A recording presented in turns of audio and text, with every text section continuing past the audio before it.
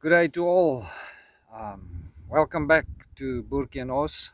And this video, I just want to give you guys an update on um, our current visa situation here in Australia. And as you know, of the previous visas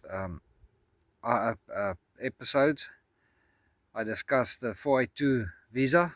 And just to let you know, I'm not an agent. I can't give advice on any of immigration and all that, but I can just give you an update on my process and situation. And so if you looked at my video just before we start on the visa and the update on that, if you looked on my video about pig baiting, I just want to show you. I'm currently sitting hill looking down. If you can see the fence line there with the trees there in the background, so the pigs come running up that fence over the hill here. And then on that previous video there's a dam, so they run across this hill to that dam and have their mud bath, or what do you ever want to call it. And that's where I got the bait. Currently I'm just sitting here and see you know, just tracking that activity and their routine again. But back to reality. So we applied for the 186 visa through the employer sponsored stream, and it's a stressful, uh, painful, um, very very patient process. um, Unknown, but still, if I had to do it, I would do it all over again. Our stay here in Australia was really a pleasant experience. Even working for my employer, um, they really went out of their way to accommodate us, and I'm thankful for that. And there's a lot of other privileges and advantages that I have to be thankful for, but it doesn't take away the stressful and uncertain process of this immigration and visa process. So currently on 186, because we're in a Dharma region, the Urana Dharma area in New South Wales, um, we got a exemption on age, and on my occupation, there's an exemption until 55. I think I've mentioned it in a previous visa. And we've got an exemption on the English score. You know, my Burki accent really needs that exemption for English, because yeah, that's not the first language. Anyway, so medical's done, English test done, skill assessment done, police clearance done, um, waiting still waiting for the sponsorship to come through on a 186. Applied, submitted the sponsorship, I think in June, July, run about there in 2025, and then submitted the visa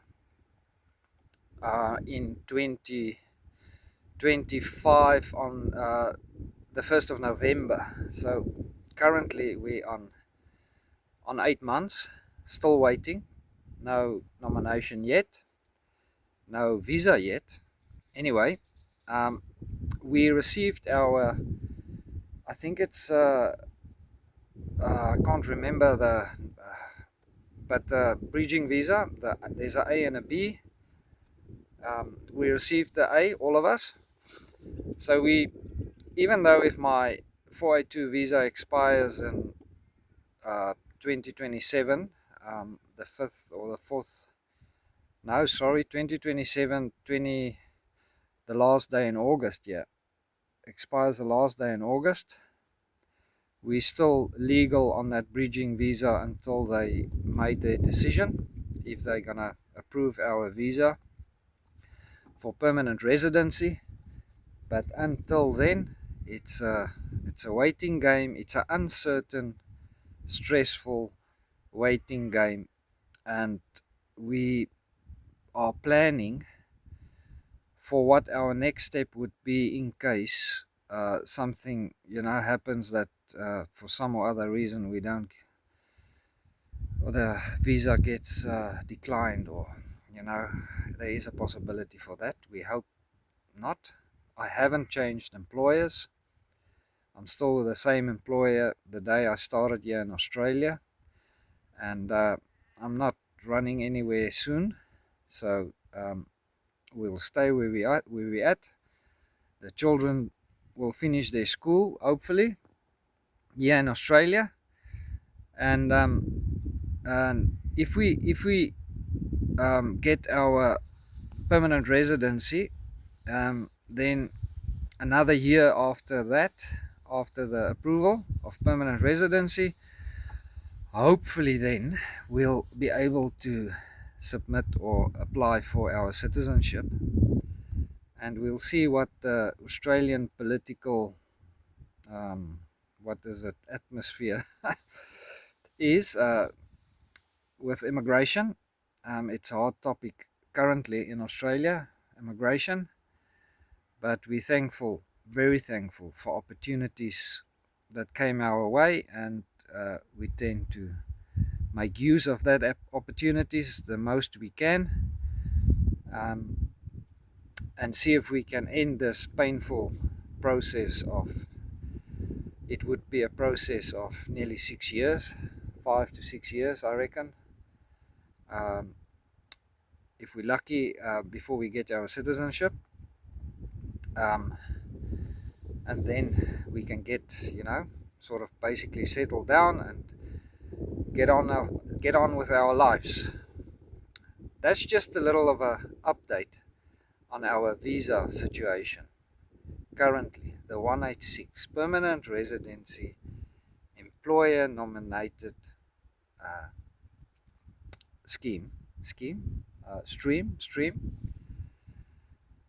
Yeah, painful, guys, painful, stressful, but holding tight, holding on. It was worthwhile, still worthwhile doing it. I promise you, still worthwhile doing it. We're in a lot, our circumstances have changed this last 4 years drastically, dramatically, and even when before we came and we didn't know what was the pathway ahead of us and what lay ahead of us, I wouldn't have pictured or imagined the place, the spot, the moment we in currently. Big appreciations and thankfulness for my employer that sponsored me, and that were really helpful, passion. What is it? Not passionate. Uh, in Afrikaans they say tegemoetkomend. So tegemoetkomend, a beautiful word, but I don't know what the English word for it is. Can't remember now. It's too. Anyway, thank you for that. Yeah, hope this video and the previous videos on the 482 and the 186 and bridging visa will give some light, or um, be helpful to some, that may be thinking of the process. And I know since we applied, the visas became a lot more expensive than 3 years, 4 years back, but you'll still make it up. You'll still make it up in Australia in the first year you work. That happened for me. Anyways, thank you guys. Give us a like, share, and comment on the visas. See you guys next time.